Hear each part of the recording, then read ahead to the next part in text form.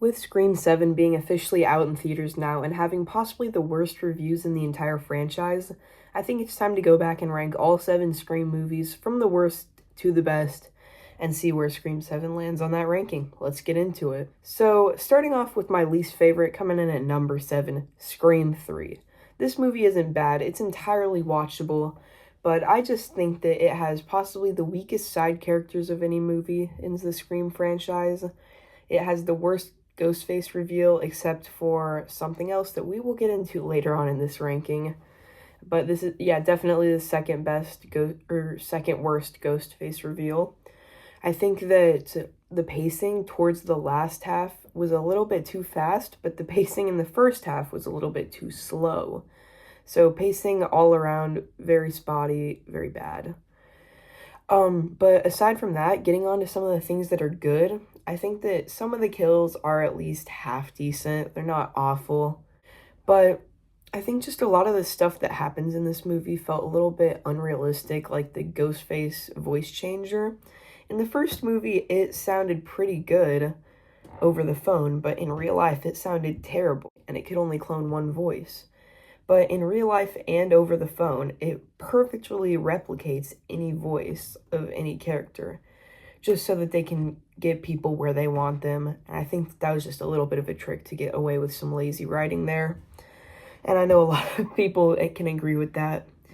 But yeah, those are my thoughts on Scream 3. Entirely watchable, but not the best. Coming in at number 6, it's gonna have to be Scream 2. I know, a very hot take, but let me explain my reasoning. I think that this one is a little bit formulaic at times, and although intentional, it does rehash the first one a lot.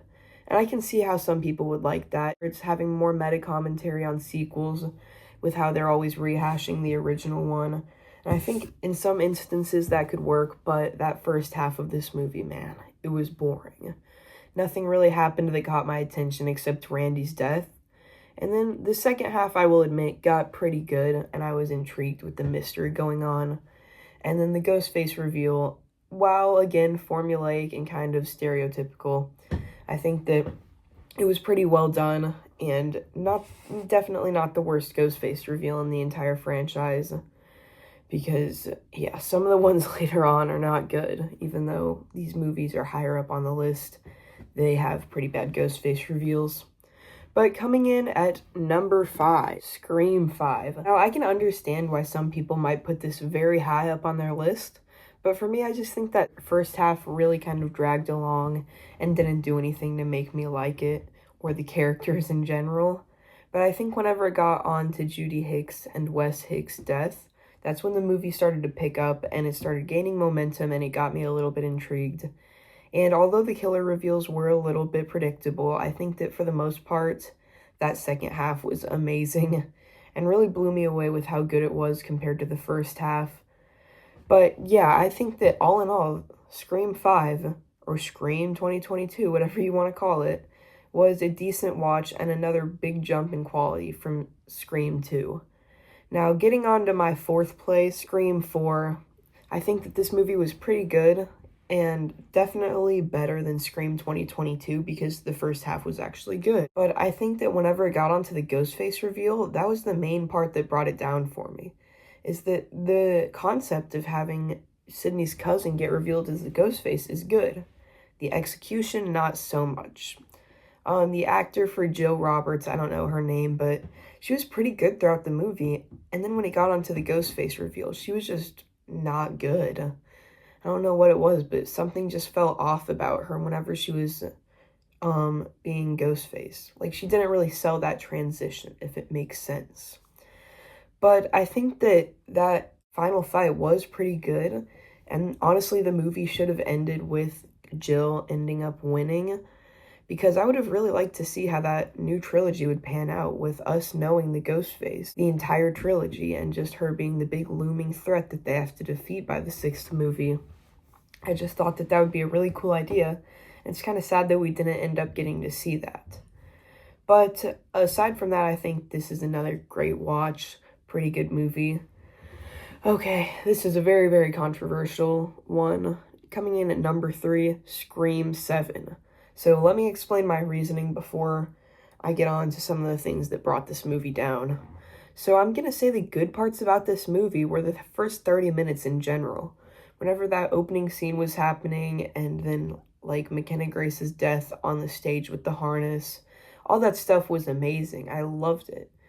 And then after the Ghostface got hit by the car, just like started slowly going downhill, I lost interest in it about the time that the Ghostface got revealed. There were still some great kills sprinkled in throughout it. I think that this movie got very creative with how they killed people, and it wasn't just always people getting stabbed a bunch in the torso or chest, and that's how they die.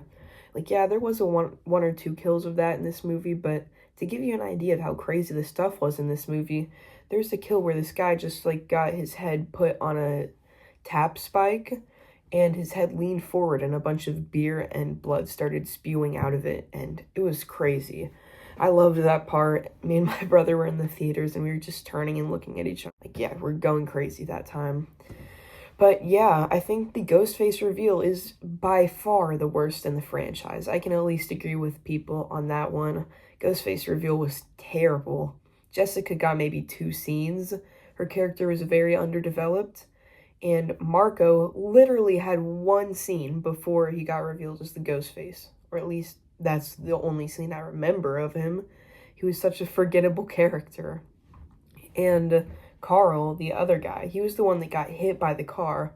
I think that he just, like they should have explained him more other than he just got let loose. He was in the psych ward, and Jessica and Marco let him loose. That was kind of dumb.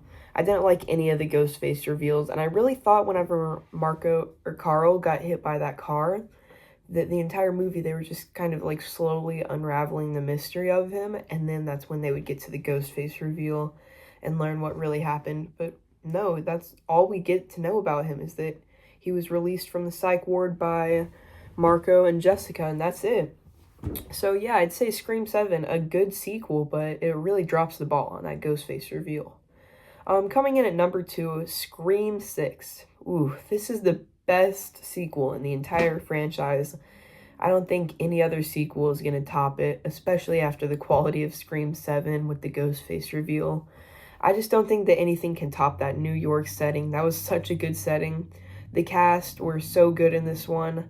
I really think that they should have just taken over the franchise at that point, but nope, Spyglass had to fire Melissa Barrera and Jenna Ortega. But yeah, I think that even though this was the last time that we'll get to see Melissa Barrera and Jenna Ortega, and their plot lines didn't really get wrapped up, I think that this movie still did a really well job of handling their characters, and whenever I just look back on it, it makes me so sad that that'll be the last time we ever get to see those 2 characters, because I really would have loved to see where they headed, or where they were going to head in the future installments, but Spyglass just had to ruin it.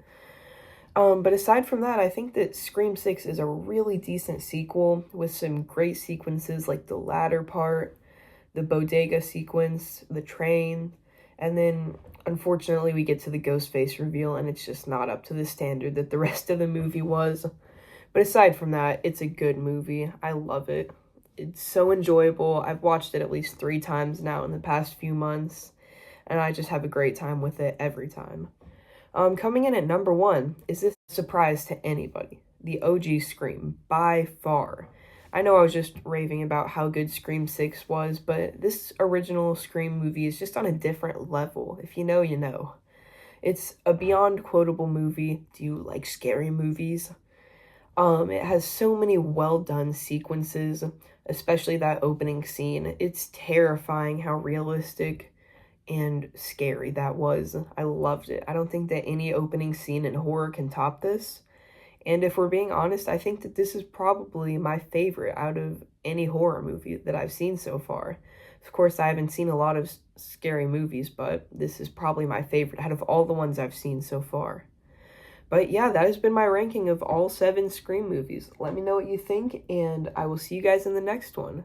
Also, before we go, we will have a Scream 8 predictions and theories video coming pretty soon, so watch out for that, and then we'll be able to get back to Stranger Things.